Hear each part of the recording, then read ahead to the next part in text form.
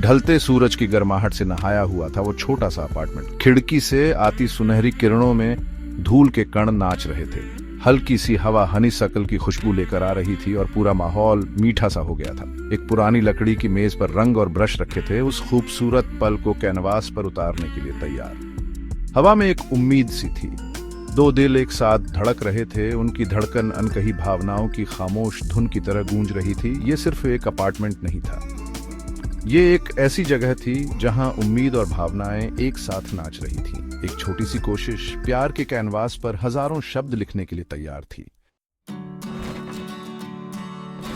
Emily अपनी दिलकश हंसी और दूर के तारों जैसे चमकते आंखों से ईथन को देख रही थी। ईथन कम बोलने वाला लेकिन प्यार से भरा हुआ, उसकी नजरों का जवाब अपनी नजरों से दे रहा था। उनकी प्रेम कहानी अभी लिखी जा रही थी। हर मुस्कान और चोरी छिपे देखना उनकी जिंदगी के कैनवास पर एक रंग की तरह था। वो सालों से दोस्त थे, हर मौसम के साथ उनका रिश्ता और गहरा होता गया। आज वो एक नए रिश्ते की शुरुआत पर खड़े थे।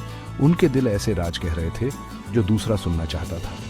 ईथन, जो आमतौर पर कॉन्फिडेंट रहता था, आज थोड़ा नर्वस महसूस कर रहा था। वो एमिली के लिए अपने दिल की गहराई बताना चाहता था, लेकिन सही शब्द नहीं ढूंढ पा रहा था। जैसे ही एमिली एक खुशनुमा धुन गुनगुना रही थी, ईथन ने सोचा कि वो अपने काम से अपनी बात कहेगा। उसने एक पेंट ब्रश उठाया, उसे चटक नीले रंग में डुबोया और एक गहरी सांस लेकर पेंट करना शुरू कर दिया। उसका हाथ, जो आमतौर पर स्थिर रहता था, थोड़ा कांप रहा था। उसकी घबराहट दिखा रहा था। ब्रश स्ट्रोक्स टेढ़े मेढ़े थे, लाइंस असमान थीं, उसकी बनाई हुई मास्टरपीसेस से बिल्कुल अलग। लेकिन अपने हाथ के हर अजीब से मूवमेंट के साथ वो अपना दिल कैनवास पर उड़ेल रहा था।